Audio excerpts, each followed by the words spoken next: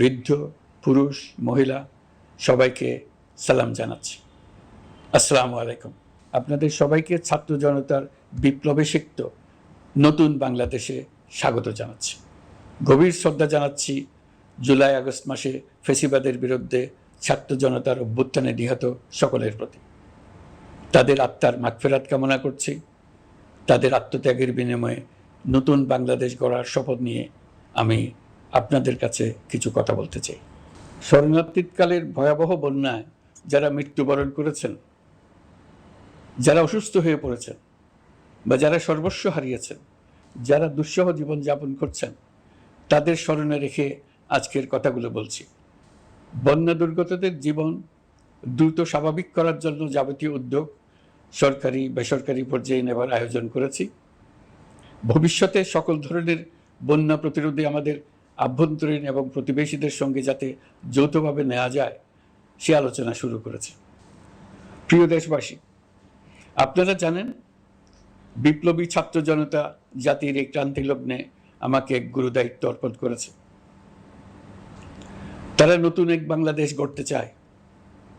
নতুন প্রজন্মের এই গভীর আকাঙ্ক্ষাকে বাস্তবে রূপ দেওয়ার সংগ্রামে আমি একজন সহযোদ্ধা হিসেবে তাদের সঙ্গে যোগ দিয়েছি। দেশের সকল বয়সের, সকল পেশার, সকল মতের, সকল ধর্মের সবাইকে বিনা দ্বিধায় এই সংগ্রামে যোগ দেওয়ার আহ্বান জানাচ্ছি। প্রিয় দেশবাসী, লক্ষ লক্ষ শহীদের রক্তের বিনিময়ে এবং লক্ষ লক্ষ মা বোনের আত্মদানের বিনিময়ে যে বাংলাদেশ আমরা পেয়েছিলাম তা ফ্যাসিবাদ এবং স্বৈরাচারের হাতে ধ্বংস হয়ে গেছে। আপনারা দেখেছেন আমাদের প্রতিটি প্রতিষ্ঠানকে তারা কিভাবে শেষ করেছে। দেশের রন্ধ্রে রন্ধ্রে ঢুকে গেছে দুর্নীতি। এমন এক দেশে আমাদের দেশ রূপান্তরিত হয়েছে যেখানে স্বৈরাচারের পিয়নও দুর্নীতির মাধ্যমে 400 কোটি টাকার সম্পদ করার মতো অকল্পনীয় কাজ করে গেছে নির্বিবাদে। শিক্ষা খাতকে পঙ্গু করে দিয়েছে। ব্যাংকিং ও শেয়ার বাজার খাতে লুটপাট, প্রকল্প ব্যয়ে বিশ্ব রেকর্ড, অবাধ সম্পদ পাচার, আইন শৃঙ্খলা রক্ষাকারী সংস্থাকে নিজ দলের পুতুলে রূপান্তর, বাক স্বাধীনতা হরণ, মানবাধিকার হরণ, এসবই হিমশৈলের অগ্রভাগ মাত্র। ক্ষমতা কুক্ষিগত করতে ফ্যাসিবাদী সরকার খর্ব করেছে জনগণের সাংবিধানিক ক্ষমতা ও অধিকার। দুঃশাসন, দুর্নীতি, অন্যায়, অবিচার, নিপীড়ন, বিচারের নামে প্রহসনের মাধ্যমে জনসুরক্ষা বিপন্ন করেছে। জনগণকে নির্যাতন, বঞ্চনা ও বৈষম্যের মুখোমুখি দাঁড় করিয়ে দিয়েছে।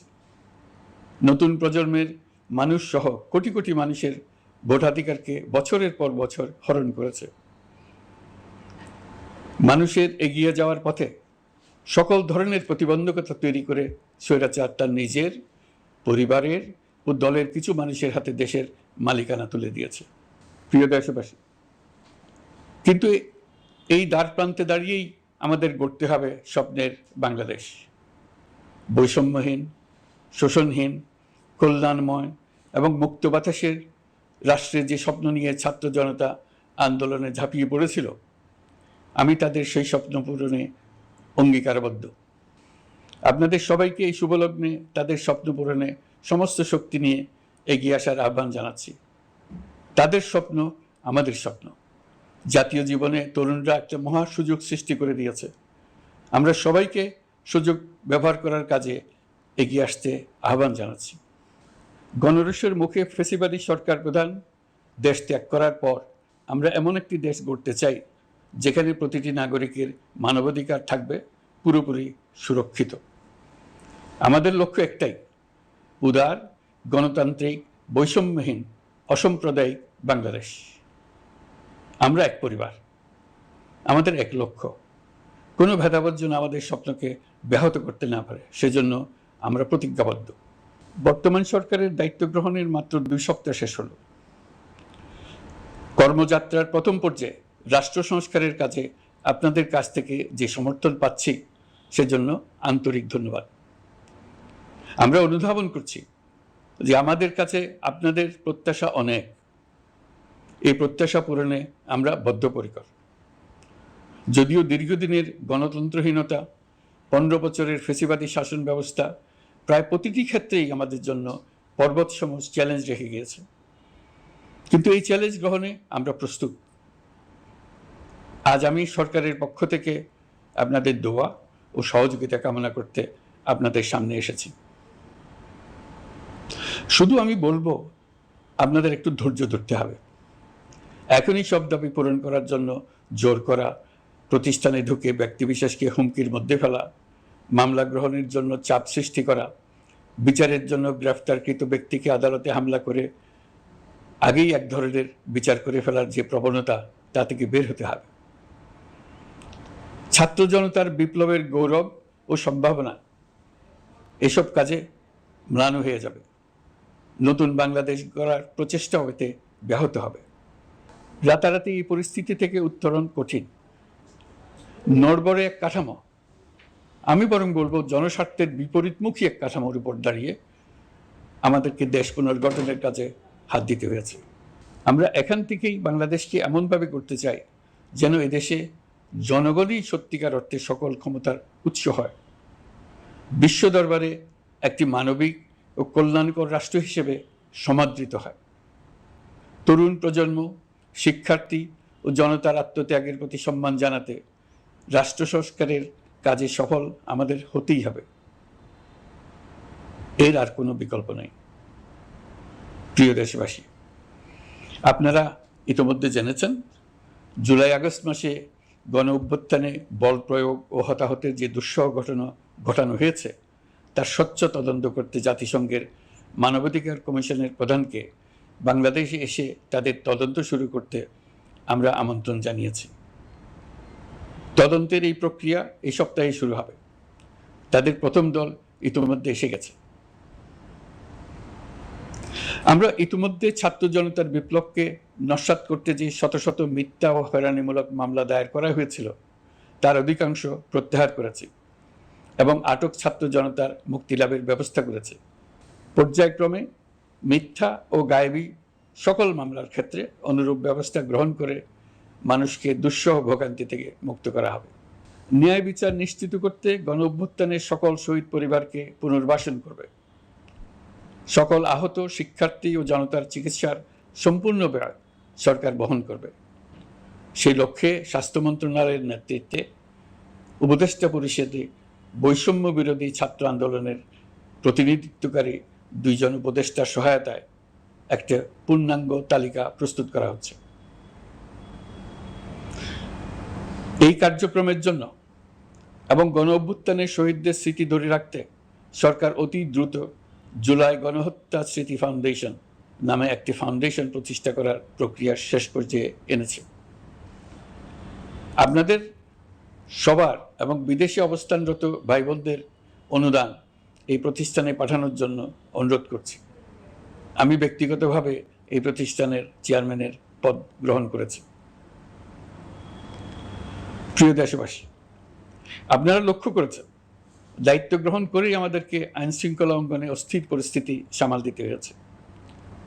আপনাদের সহযোগিতা ও সমর্থনে দেশপ্রেমিক সকল আইন শৃঙ্খলা রক্ষাকারী বাহিনী কাজে যোগ দিয়েছে। ফ্যাসিবাদী সরকার প্রশাসনের চরম দলীয়করণ করার ফলে বিপুল সংখ্যক কর্মকর্তা কর্মচারী দীর্ঘদিন বৈষম্যের শিকার হয়েছেন। আমরা ইতিমধ্যে সংশোধনমূলক ব্যবস্থা গ্রহণ করতে আরম্ভ করেছি, তবে প্রশাসনকে গতিশীল রাখতে এবং একই সাথে সুনির্দিষ্ট পদ্ধতি অনুসরণ করে সঠিক সিদ্ধান্তে উপনীত হতে সময় প্রয়োজন। সেজন্য সকলকে ধৈর্য ধরার অনুরোধ করছি। প্রশাসনের সকল ক্ষেত্রে প্রতিষ্ঠানগুলো যেন জনগণের আস্থা ফিরে পায়, সেটি আমাদের অন্যতম উদ্দেশ্য।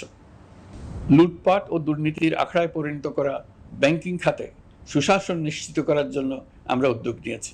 এই খাতে দক্ষ জনবল নিয়োগ দেওয়া হচ্ছে। ব্যাংকিং খাতে শৃঙ্খলা স্থাপন, ব্যবসা বাণিজ্যে সহায়ক পরিবেশ তৈরি এবং জনগণের জীবনযাপন সহজ করতে নিত্য প্রয়োজনীয় দ্রব্যমূল্য ও মূল্যস্ফীতি নিয়ন্ত্রণে আনার আমরা উদ্যোগ সচল করেছি। ব্যাংকিং খাতে দীর্ঘমেয়াদী সংস্কারের জন্য ব্যাংক কমিশন গঠন করা হবে। আর্থিক খাতে সার্বিক পরিস্থিতি ও সংস্কার বিষয়ে একটি রূপকল্প তৈরি করা হবে, যা দ্রুত জনসমক্ষে প্রকাশ করা হবে। শেয়ার বাজার, পরিবহন খাত সহ যেসব ক্ষেত্রে চরম বিশৃঙ্খলা বিরাজ করছে তা নিরসনের দ্রুত পদক্ষেপ নেওয়া হচ্ছে। বিচার বিভাগকে দুর্নীতি ও দলীয় প্রভাব মুক্ত করতে কার্যক্রম শুরু হয়েছে। একটি সুনির্দিষ্ট প্রক্রিয়ার মধ্য দিয়ে বিচার বিভাগের স্বাধীনতা ও জবাবদিহিতা নিশ্চিত করার উদ্যোগ নেওয়া হয়েছে। ফ্যাসিবাদী সরকারের বিচার বহির্ভূত হত্যাকাণ্ড, গুম, খুন, অপহরণ এবং আয়নাঘরের মতো চরম ঘৃণ্য সকল অপকর্মের ন্যায় বিচার নিশ্চিত করা হবে। এসব অপকর্মের সঙ্গে জড়িত সকলের বিচার নিশ্চিত করা হবে। তালিকা প্রস্তুত করে মিথ্যা মামলা প্রত্যাহার করা হবে। দুর্নীতি ও সম্পদ পাচারের বিচার করা হবে। আইন শৃঙ্খলার ক্ষেত্রে জনমুখী ও দলীয় প্রভাবমুক্ত জবাবদিহিমূলক কাঠামো সৃষ্টির লক্ষ্যে পুলিশ কমিশন গঠন করা হবে।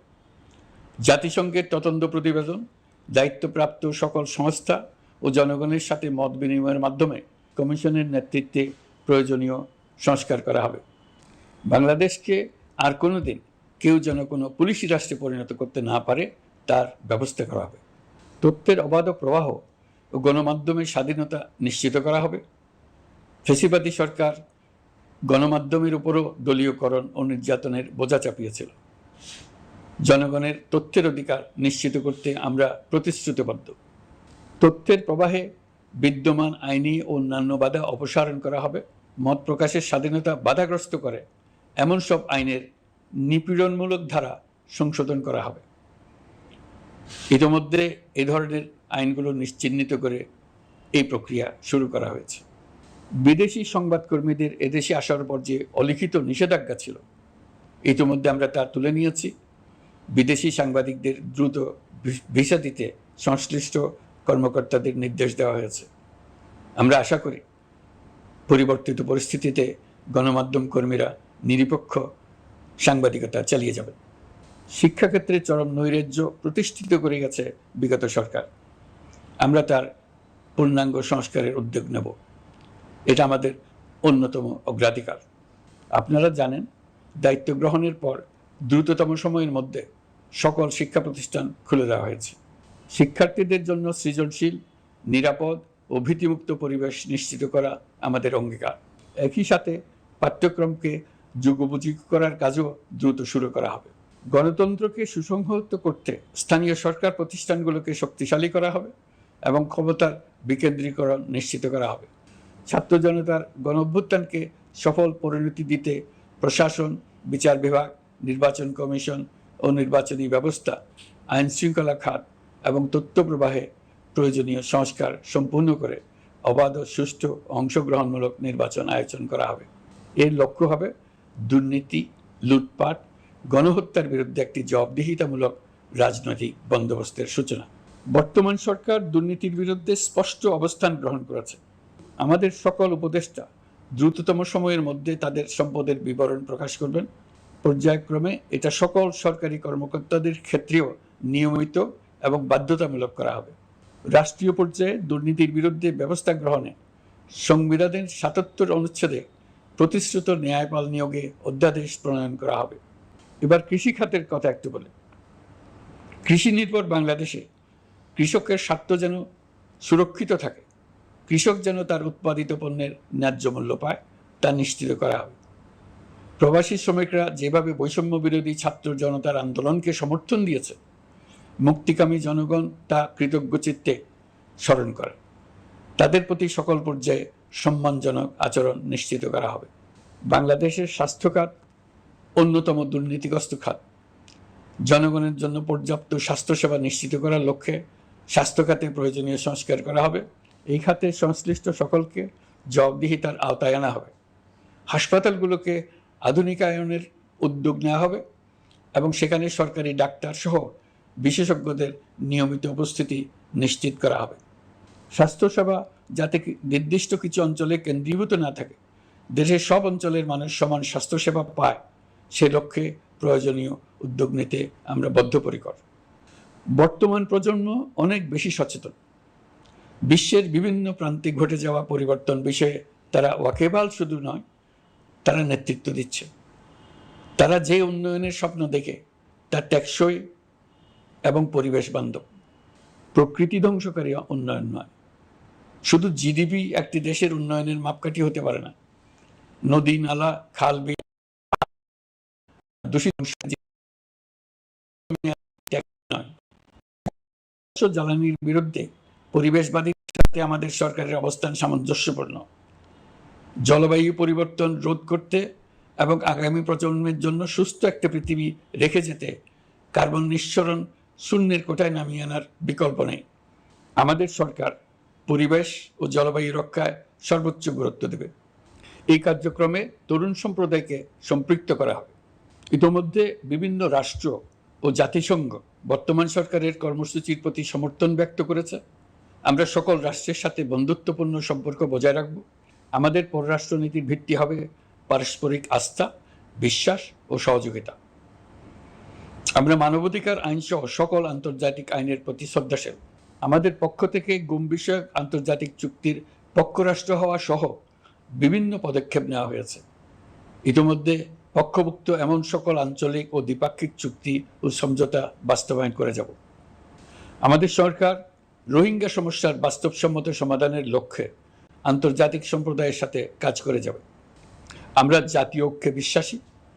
প্রয়োজনীয় সংস্কারের লক্ষ্যে রাজনৈতিক ঐক্যের মধ্য দিয়ে নিশ্চিত করা হবে নারী, শিশু, প্রতিবন্ধী, ধর্মীয় সংখ্যালঘু, আদিবাসী সকলেই এদেশের নাগরিক এবং সমান আইনের সুরক্ষার অধিকারী। তাদের সকলের মানবিক অধিকার সহ অন্যান্য সকল অধিকার নিশ্চিত করার উদ্যোগ নেওয়া হবে। এই জন্য আমি উপদেষ্টা পদমর্যাদা সম্পন্ন একজন বিশেষ সহকারী নিয়োগ দিয়েছি, যার দায়িত্ব হবে জাতীয় সংহতি উন্নয়ন। বন্যা কবলিত এলাকার সকল মানুষের দুর্ভোগ লাঘবে সরকার সঠিক সহায়তা দেওয়ার জন্য সরকারের যত কার্যক্রম আছে তাদের সচল করেছে। ইতিমধ্যে উপদেষ্টাবৃন্দ বিভিন্ন এলাকার দায়িত্ব নিয়ে এলাকায় গেছেন। আমার কার্যালয়ে একটা নিয়ন্ত্রণ কক্ষ স্থাপন করা হয়েছে। বন্যা পরবর্তী কার্যক্রম নেওয়া হয়েছে। ভবিষ্যতে বন্যা নিয়ন্ত্রণের জন্য করণীয় কী স্থির করার জন্য পদক্ষেপ নেওয়া হচ্ছে। দেশপ্রেমিক সেনাবাহিনী, পুলিশ, বিজিবি, র্যাবকে গুম নির্যাতনের কাজে লাগিয়ে তাদের কলঙ্কিত করা হয়েছে। তারা দেশের গৌরব। তাদেরও কিছু অতি উৎসাহী সদস্যের কারণে পুরো বাহিনীকে আমরা কলঙ্কিত দেখতে চাই না। আমরা অপরাধীদের চিহ্নিত করতে চাই এবং তাদের শাস্তি দিতে চাই, যেন ভবিষ্যতে কারো হুকুমে দেশপ্রেমিক কোনো বাহিনীর, পুলিশের, র্যাবের কোনো সদস্য হত্যাকাণ্ড, গুম ও অত্যাচারে জড়িত হওয়ার সাহস না করে। তাদের কাছে হুকুম যত বড় কর্তৃপক্ষের কাছ থেকে আসুক না কেন, তারা তা উপেক্ষা করবে। ভবিষ্যতে উপরওয়ালার হুকুমে এমন ঘৃণ্য কাজ করতে বাধ্য হয়েছে এমন ব্যাখ্যা কারো কাছে গৃহীত না হয় তার ব্যবস্থা করা হবে। আমি দেশরক্ষা বাহিনী, পুলিশ বাহিনী এবং অন্যান্য সহল বাহিনীকে নির্দেশ দিয়েছি তারা তাদের মধ্যে যারা হত্যাকাণ্ড, গুম, খুন বা শারীরিক মানসিক অত্যাচারে সরাসরি জড়িত তাদের চিহ্নিত করে বিচারের ব্যবস্থা করতে। যারা গুম হয়েছে, হত্যার শিকার হয়েছে তাদের তালিকা প্রস্তুত করতে। তাদের পরিবার সমূহকে সান্ত্বনা দেওয়ার ভাষা আমার নাই। তাদের জীবনে শান্তি ফিরিয়ে আনতে আমরা প্রচেষ্টা অব্যাহত রাখব। আমি সকল দেশরক্ষা বাহিনী ও আইনশৃঙ্খলা বাহিনীকে তাদের উপর জনগণের সম্পূর্ণ আস্থা ফিরিয়ে আনতে সকল পদক্ষেপ গ্রহণ করতে নির্দেশ দিয়েছি। গত 15 বছরের দুর্নীতি, অর্থ পাচার ও জনস্বার্থ বিরোধী চুক্তি স্বাক্ষর, প্রকল্পের নামে লুটপাট ইত্যাদি তথ্য নিয়ে একটি শ্বেতপত্র প্রণয়নের জন্য আমি ইতিমধ্যে একটি কমিটি গঠন করেছি। আমি বিভিন্ন দেশের রাষ্ট্রদূত এবং দাতা সংস্থার প্রতিনিধিদের সঙ্গে বৈঠক করেছি এবং করে যাচ্ছি। ছাত্র জনতার গণঅভ্যুত্থানের পর দেশ গঠনের জন্য সকল প্রকার আর্থিক অন্যান্য সহযোগিতার জন্য তাদেরকে অনুরোধ জানাচ্ছি। তারা এই ব্যাপারে আগ্রহ দেখাচ্ছেন। তাদের কাছে আমাদের প্রস্তাবসমূহ প্রণয়ন করে দ্রুত পাঠানোর ব্যবস্থা নিয়েছি। তাদেরকে অনুরোধ জানিয়েছি তারা যেন পরিস্থিতির কারণে অতি দ্রুত অর্থ ছাড় করার ব্যবস্থা নেন। তাদেরকেও বলেছি যে অবস্থার মধ্য দিয়ে আমরা যাচ্ছি তা যেমন একটি দুর্যোগপূর্ণ সময়, তেমনি এটা জাতির জীবনে মস্ত বড় সুযোগ। এই সুযোগকে যেন আমরা পূর্ণভাবে কাজে লাগাতে পারি, সেই জন্য তাদের সহযোগিতা চেয়েছি। এই গণ অভ্যুত্থানে বিদেশে অবস্থানকারী বাংলাদেশিরা অত্যন্ত গুরুত্বপূর্ণ ভূমিকা পালন করেছেন। জাতি তাদের অবদান বিশেষভাবে স্মরণ করবে। নতুন বাংলাদেশ গড়ার কাজে আমরা তাদের অংশগ্রহণ চাইব। আমাদের একটি লক্ষ্য হবে বিদেশগামী এবং প্রত্যাবর্তনকারী প্রত্যেক প্রবাসী শ্রমিককে মর্যাদা ও সম্মানের সঙ্গে দেশে আসা এবং যাওয়া নিশ্চিত করা। সে ব্যাপারে শিগগিরই পদক্ষেপ নেওয়া হবে। বিদেশে অবস্থানরত সকলের কাছে আমার আবেদন, তারা যেন তাদের উপার্জিত অর্থ অফিসিয়াল চ্যানেলে দেশে পাঠান। দেশের অর্থনৈতিক সংকট উত্তরণে এই অর্থ বিশেষভাবে প্রয়োজন। কি কি ব্যবস্থা নিলে তাদের জন্য অফিসিয়াল চ্যানেলে অর্থ পাঠানো সহজ হবে সেটা সম্বন্ধে আমরা তাদের পরামর্শ নেব। সারা দেশ ঘুষের মহাসমুদ্রে নিমজ্জিত। কিভাবে ঘুষ থেকে আমরা মুক্ত হতে পারি তার জন্য আমাদের পরামর্শ দেন। শুধু এই কাজটা নিয়ে অগ্রসর হতে পারলেই আমি মনে করি দেশের জন্য এই সরকার একটা গুরুত্বপূর্ণ অবদান রেখে গেছে বলে স্মরণীয় হয়ে থাকবে। আমি কথা দিচ্ছি, এই ব্যাপারে আমি আমার সর্বশক্তি নিয়োজিত করব। আমাদের দায়িত্ব দেশের সকল মানুষকে একটি পরিবারের বন্ধনে আবদ্ধ করা। পরিবারে মতভেদ থাকবে, বাকবিতণ্ডা হবে, কিন্তু আমরা ভাই বোন, আমরা বাবা মা, আমরা কেউ কারো শত্রু না। কাউকে তার মতের জন্য শত্রু মনে করব না, কাউকে ধর্মের কারণে শত্রু মনে করব না, কাউকে লিঙ্গের কারণে শত্রু মনে করব না। আমরা সবাই সমান, কেউ কারো উপরে, কেউ কারো নিচে না। এই ধারণা আমরা জাতীয় জীবনের সর্বক্ষেত্রে প্রতিষ্ঠিত করতে চাই। একটা বিশেষ ব্যাপারে আমরা আপনাদের সহযোগিতা চাচ্ছি। আমাদের দায়িত্ব গ্রহণের পর থেকে প্রতিদিন সচিবালয়ে, আমার অফিসের আশেপাশে, শহরের বিভিন্ন স্থানে সমাবেশ করা হচ্ছে। গত 16 বছরের অনেক দুঃখ কষ্ট আপনাদের জমা আছে, সেটা আমরা বুঝি। আমাদের যদি কাজ করতে না দেন তাহলে এই দুঃখ ঘোচানোর সকল পথ বন্ধ হয়ে যাবে। আপনাদের কাছে একান্ত অনুরোধ, আমাদের কাজ করতে দেন। আপনাদের যা চাওয়া তা লিখিতভাবে আমাদেরকে দিয়ে যান। আমরা আপনাদের বিপক্ষ দল নয়। আইনসঙ্গতভাবে যা কিছু করার আছে আমরা অবশ্যই তা করব, কিন্তু আমাদেরকে ঘেরাও করে এই গুরুত্বপূর্ণ দিনগুলোতে আমাদের কাজে বাধা দেবেন না। সবাই মিলে তাদের বোঝান, তারা যেন এই সময়ে তাদের অভিযোগের প্রতি দৃষ্টি আকর্ষণের জন্য আমাদের দৈনন্দিন গুরুত্বপূর্ণ কাজে বাধা না দেন। একটা বিষয়ে সবাই জানতে আগ্রহী, কখন আমাদের সরকার বিদায় নেবে? এটার জবাব আপনাদের হাতে। কখন আপনারা আমাদেরকে বিদায় দেবেন? আমরা কেউ দেশ শাসনের মানুষ নই। আমাদের নিজ নিজ পেশায় আমরা আনন্দ পাই। দেশের সংকটকালে ছাত্রদের আহ্বানে আমরা এই দায়িত্ব গ্রহণ করেছি। আমরা সমস্ত শক্তি দিয়ে এই দায়িত্ব পালন করব। আমাদের উপদেষ্টা মণ্ডলীও এই লক্ষ্যে উদ্বুদ্ধ হয়ে সবাই মিলে একটা টিম হিসেবে কাজ করে যাচ্ছি। কখন নির্বাচন হবে সেটা সম্পূর্ণ রাজনৈতিক সিদ্ধান্ত, আমাদের সিদ্ধান্ত নয়। দেশবাসীকে ঠিক করতে হবে আপনারা কখন আমাদেরকে ছেড়ে দেবেন। আমরা ছাত্রদের আহ্বানে এসেছি, তারা আমাদের প্রাথমিক নিয়োগকর্তা। দেশের আপামর জনসাধারণ আমাদের নিয়োগ সমর্থন করেছে। আমরা ক্রমাগতভাবে সবাইকে বিষয়টি স্মরণ করিয়ে যাব, যাতে হঠাৎ করে এই প্রশ্ন উত্থাপিত না হয়, আমরা কখন যাব। তারা যখনই বলবে আমরা চলে যাব। আমরা সংস্কারের অংশ হিসেবে নির্বাচন কমিশনকেও সংস্কার করব। কমিশনকে যে কোনো সময় আদর্শ নির্বাচনের জন্য প্রস্তুত রাখব। আমরা বিভিন্ন সংস্কারের কাজ শুরু করেছি। দেশবাসীকে অনুরোধ করব একটা আলোচনা শুরু করতে। আমরা সর্বনিম্ন কি কি কাজ সম্পূর্ণ করে যাব, কি কি কাজ মোটামুটি করে গেলে হবে। এই আলোচনার মাধ্যমে আমরা একটা দিক নির্দেশনা পেতে পারি। তবে চূড়ান্ত সিদ্ধান্ত রাজনৈতিক সিদ্ধান্ত, সেটা রাজনৈতিক আলোচনা থেকেই আসবে। এই দিক নির্দেশনা না পেলে আমরা দাতা সরকার এবং আন্তর্জাতিক অর্থনৈতিক প্রতিষ্ঠানসমূহের সঙ্গে আলোচনায় দৃঢ়তার সঙ্গে অগ্রসর হতে পারছি না। আমি নিশ্চয়তা দিচ্ছি, আমরা আমাদের পক্ষ থেকে মেয়াদ বৃদ্ধির কোনো প্রশ্ন তুলব না। আমরা আপনাদের সকলের দোয়া চাই। যেই কদিন আছি সেই সময়টুকু উপদেষ্টা মণ্ডলীর প্রত্যেকে নিজ নিজ সাধ্যমতো দেশের এই সংকটকালে সংকট উত্তরণে যেন নিজ নিজ মেধা সাধ্যমতো কাজে লাগাতে পারে। নতুন বাংলাদেশ গড়ার যে সুযোগ ছাত্র জনতার রক্তের বিনিময়ে আমরা অর্জন করলাম, আমরা আমাদের মতানৈক্যের কারণে সেটা যেন হাতছাড়া করে না ফেলে, এটা আমরা নিশ্চিত করতে চাই। এই সুযোগ এবার হারিয়ে ফেললে আমরা জাতি হিসেবে পরাজিত হয়ে যাব।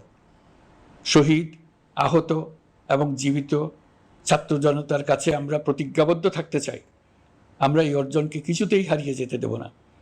যে সুযোগ তারা আমাদেরকে দিয়েছে তার মাধ্যমে আমাদের দেশকে পৃথিবীর একটি শ্রদ্ধেয়, সকল দিকে দৃষ্টান্ত স্থাপনকারী দেশে পরিণত করতে আমরা শপথ নিয়েছি। সবশেষে আবারও আমাদের দেশের সকল মানুষ, শিশু, কিশোর কিশোরী, তরুণ তরুণী, বয়স্ক, বৃদ্ধ, নারী, পুরুষ সবার কাছে দোয়া চাইছি যেন আমরা আমাদের সকলের স্বপ্ন বাস্তবায়নে সফল হই। আল্লাহ আমাদের সহায় হন, আমাদের সবার মঙ্গল।